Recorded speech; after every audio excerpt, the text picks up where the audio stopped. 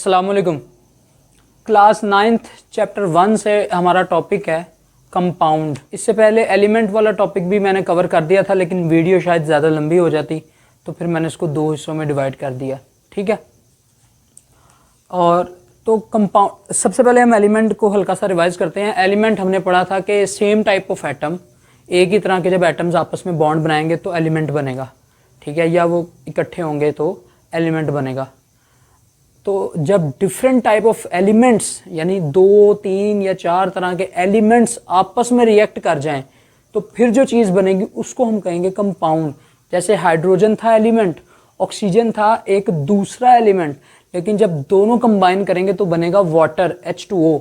अब H2O compound है hydrogen का भी और ऑक्सीजन का भी, क्योंकि दोनों ही मौजूद हैं। ठीक है। इसी तरह कार्बन है एक एलिमेंट और ऑक्सीजन एक अलग एलिमेंट, लेकिन जब दोनों जुड़ेंगे तो बनेगी CO2। तो हम कहेंगे कार्बन डाइऑक्साइड एक कंपाउंड है, क्योंकि इसमें एक से ज़्यादा तरह के एटम्स मौजूद हैं। तो अब सबसे पहले हम कंपाउंड की डेफिनेशन करते हैं। तो वो कहता है कि it is a substance made up of 2 और more elements chemically combined together in a fixed ratio. ये जो है ना ख़ास एक लफ्ज़ है इस डेफिनेशन का। वो कहता है कंपाउंड में क्या होगा, एलिमेंट्स आपस में फिक्स रेशो के साथ एक ख़ास नंबर के साथ बॉन्ड बनाएंगे। जैसे एक कार्बन को अगर चांस मिलेगा तो वो 2 ऑक्सीजन के साथ बॉन्ड बना के CO2 बना के साइड पे हो जाएगा। ठीक है। तो इसीलिए वो कह रहा है, क्योंकि एक कार्बन बना ही हमेशा 2 ऑक्सीजन के साथ बॉन्ड रहा है, तो इसको हम कह रहे हैं कार्बन डाइऑक्साइड। और कार्बन डाइऑक्साइड क्या है, एक कंपाउंड है। तो कार्बन डाइऑक्साइड जो है वो फिक्स हो गया, उसका फार्मूला, उसकी रिप्रेजेंटेशन, उसका मॉलिक्यूलर मास, उसकी हर चीज़ फिक्स हो गई है कि इसमें ये कार्बन डाइऑक्साइड में हमेशा एक कार्बन होगा और 2 ही ऑक्सीजन होंगे। इसी तरह वाटर H2O है। वाटर क्या है, कंपाउंड है। वो उसमें भी क्या है, एक ऑक्सीजन है और 2 हाइड्रोजन है। अब ये वाटर आप जहाँ मर्जी से उठा लो, आप चाहे लाहौर से उठा लो, चाहे कराची से ले लो वाटर का सैंपल, चाहे अमेरिका से ले लो, चाहे इंग्लैंड से ले लो, चाहे ऑस्ट्रेलिया से ले लो, सब जगह वाटर आपको H2O की फॉर्म में ही मिलेगा। ठीक है। आप चाहे यूनिवर्स के किसी और प्लेनेट पे भी चले जाओगे ना, वहाँ पे भी आपको वाटर H2O की फॉर्म में ही मिलेगा। तो अच्छा, अब यहाँ पर जब कंपाउंड बनता है, ज़ाहिर है कोई नई चीज़ अगर बन रही है तो फिर कुछ चेंजेस आएंगे।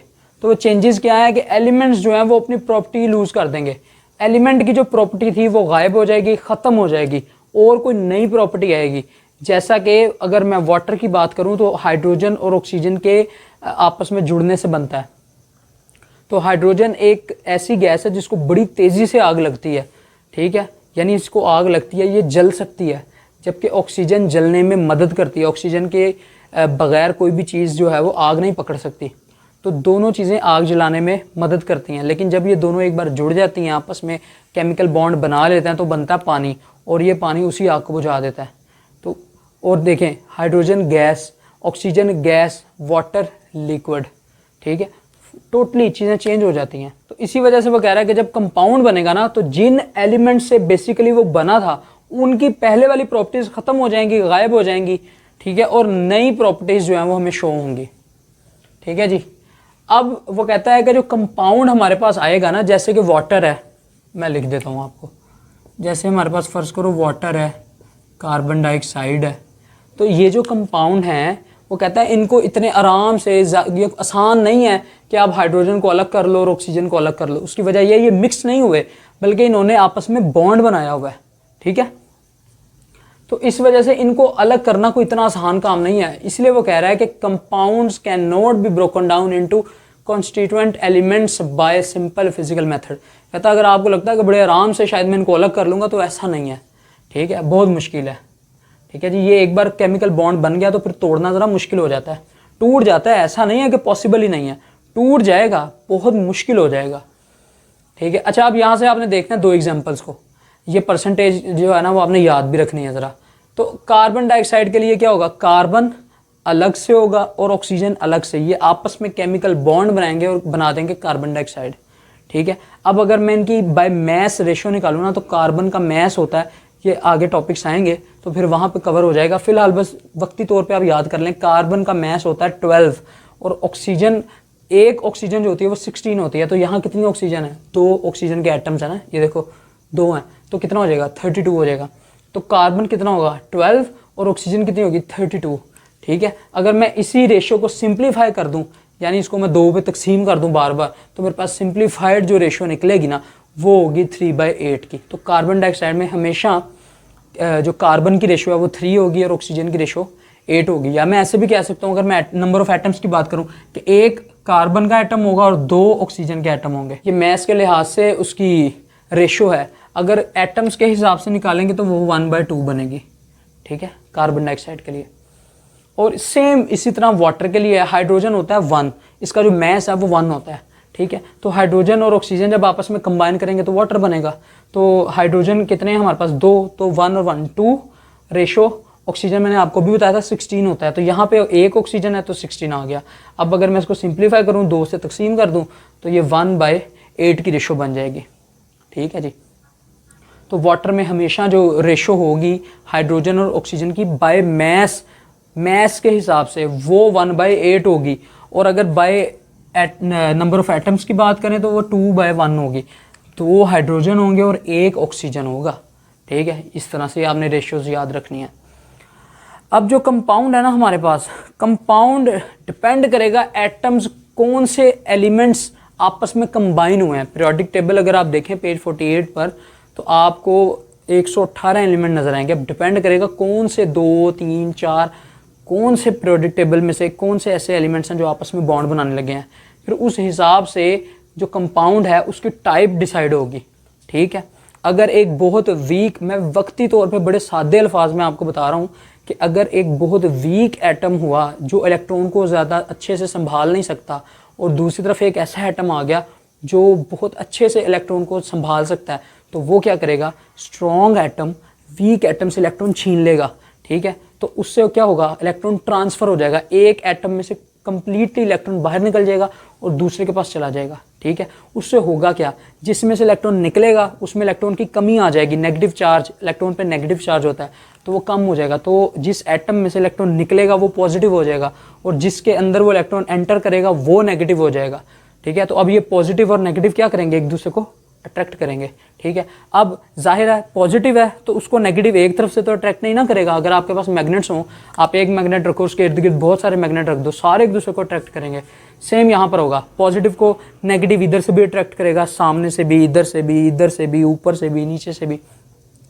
तो चारों तरफ से जो है वो नेगेटिव चार्ज को घेरा डाल लेगा। उससे होगा क्या, पॉजिटिव के इर्द गिर्द कौन आ जाएगा, नेगेटिव, नेगेटिव के इर्द गिर्द कौन, पॉजिटिव, पॉजिटिव के इर्द गिर्द नेगेटिव, यानी नेगेटिव पॉजिटिव नेगेटिव पॉजिटिव, ये आपस में बड़ी ज़्यादा स्ट्रॉन्ग फोर्स के साथ जुड़ जाएंगे। उससे क्या होगा, एक सख्त मटेरियल बनेगा। जब मटेरियल सख्त हो जाएगा, क्योंकि सारे पॉजिटिव नेगेटिव हो गए हैं ना, तो चार्ज बहुत स्ट्रॉन्ग हो जाएगा। जब वो बहुत ज़्यादा स्ट्रॉन्ग होगा तो वो जो बॉन्ड है वो बहुत स्ट्रॉन्ग बनेगा और वो जो मटेरियल है वो बहुत ज़्यादा हार्ड हो जाएगा। उसके हार्ड होने की वजह से उसको तोड़ना, उसको पिघलाना, उसको गर्म करना मुश्किल हो जाएगा। ठीक है, इससे होगा क्या, वो जो भी मटेरियल बनेगा उसका बॉइलिंग पॉइंट, मेल्टिंग पॉइंट बहुत ज़्यादा हाई हो जाएगा। ठीक है, इसकी अगर मैं मिसाल की बात करूँ तो सादी मिसाल है, हमारे किचन में जो नमक होता है खाने में डलता है NaCl। ठीक है, जो सॉल्ट्स हैं वो, और जिस कंपाउंड में इलेक्ट्रॉन ट्रांसफ़र होता है उसको हम कहते हैं आयोनिक कंपाउंड। ये आगे लॉन्ग क्वेश्चन की फॉर्म में आएगा चैप्टर 4 में। ठीक है, बस आपने फ़िलहाल थोड़ा सा याद रखना है कि अगर इलेक्ट्रॉन कंप्लीट ट्रांसफ़र हो जाए तो बनेगा आयोनिक कंपाउंड। अगर एटम्स ऑलमोस्ट मिलती जुलती पावर के हों, जाहिर है अब आमने सामने ऐसे एटम्स आ गए हैं जिनको बॉन्ड बनाने का मौका मिल रहा है, लेकिन वो तकरीबन एक जैसी पावर रखते हैं, यानी अब वो दोनों में से कोई भी किसी से भी इलेक्ट्रॉन नहीं छीन सकता। तो फिर वहाँ पे क्या होगा, वहाँ पे शेयरिंग होगी। तो दोनों एटम्स मिलके इलेक्ट्रॉन को शेयर करेंगे, तो वो जो बॉन्ड होगा वो एज़ कम्पेयर टू आयोनिक थोड़ा सा वीक हो जाएगा। ठीक है, क्योंकि वो शेयरिंग है और चार्ज भी नहीं बनेगा। जब चार्ज नहीं बनेगा तो वो वीक होगा। उससे होगा क्या, वो जो घेरा डाला था ना उसको पॉजिटिव नेगेटिव, वो नहीं होगा। उससे होगा क्या, छोटे छोटे ग्रुप्स बन जाएंगे और उन ग्रुप्स को हम क्या कहते हैं, उन ग्रुप्स को मॉलिक्यूल कह देते हैं। जैसे H2O एक मॉलिक्यूल है, जब आप पानी को उबालते हो जो उसके ऊपर से स्टीम उड़ रही है ना, धुआं उड़ रहा है, ठीक है, वो एक एक सिंगल वाटर का मॉलिक्यूल है। जबकि आप नमक को गर्म करो तो आपको धुआं नहीं नज़र आएगा।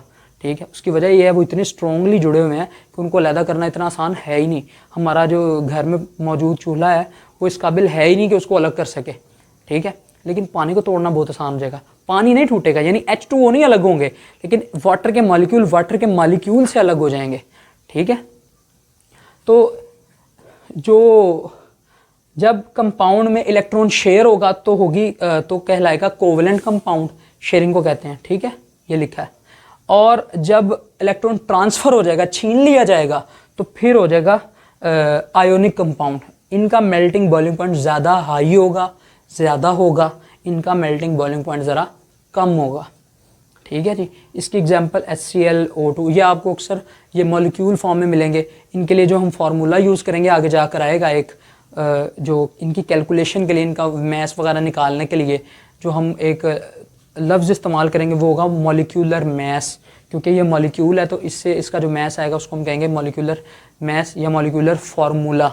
ठीक है, और आयोनिक के लिए क्या होगा, आयोनिक के लिए हो जाएगा फार्मूला मैस। थोड़ा सा ट्रिकी है, अभी क्लियर हो जाएगा नेक्स्ट लेक्चर्स में। ठीक है जी, तो यहाँ तक ये था। और ये लॉन्ग क्वेश्चन इतना ज़्यादा नहीं आएगा, है ये लॉन्ग क्वेश्चन ही, लेकिन अगर बोर्ड की बात करें तो ज़्यादा बजाय वो सिर्फ कंपाउंड पूछने के ना, वो कंपाउंड और मिक्सचर का डिफरेंस पूछता है। इससे अगला टॉपिक मैं अभी रिकॉर्ड करूँगा, वो है मिक्सचर। ठीक है, तो मिक्सचर और कंपाउंड को वो इकट्ठा लिख देता है लॉन्ग क्वेश्चन के फॉर्म में। तो आपने सेंटर में लाइन लगानी है और एक तरफ कंपाउंड और एक तरफ मिक्सचर को रख के दोनों को डिस्कस कर देना है। ये लॉन्ग क्वेश्चन के तौर पे आएगा। ठीक है जी, अल्लाह हाफिज़।